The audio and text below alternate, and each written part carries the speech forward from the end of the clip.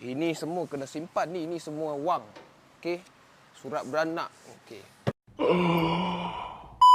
Kedai Wan Cina dah restock barang keras guys. Okey, CE28 edition Park Racer kedua. Okey. Ini adalah barang keras buatan Jepun. Okey, memang cun gila. Forge punya rim. Okey, kita buka kotak dulu, tengok rupa dia macam mana.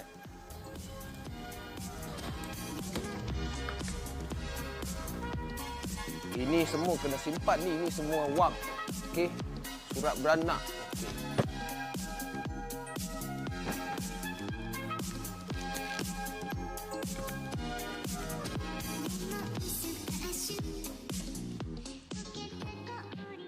Okey guys, sebenarnya ini dua rim adalah rim yang sama. Warna sama, spek pun lain sahaja. Sebab apa? Satu untuk kereta Audi, Volkswagen dan juga Mercedes. Okey, satu lagi untuk kereta Civic ke Yaris ke.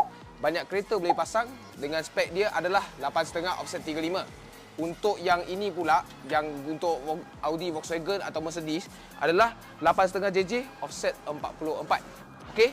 So dua ini adalah warna diamond dark gunmetal. Okey. Kita boleh nampak finishing dia dekat sini memang cantik sebab ini rim forge dari Jepun Race.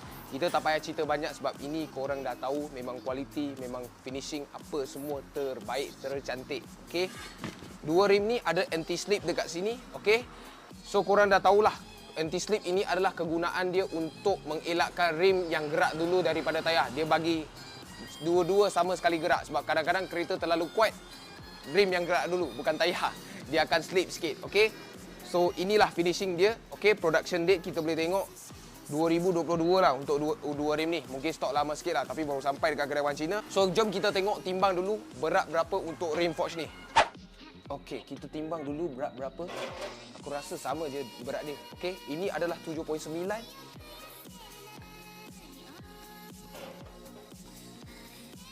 Dan ini sama juga 7.95. Okey, beza 0.05. Sebab apa? Sebab offset yang tak sama. Okey. Material satu lagi banyak sikit, material satu lagi dia kurang sikit. Tetapi inilah dua rim ini yang gila cantik, yang memang legend. Okey, CE28 dari dulu sampai sekarang memang banyak orang cari lagi. Okey, pasang dekat kereta memang nampak sangat sporty. Itu saja untuk video ini. Kalau nak cari rim ini, boleh datang cari Wan Cina. Kalau korang suka video ini, tolong like, share dan komen dekat bawah apa yang korang nak tengok seterusnya. Macam biasa, cari rim, cari Wan Cina.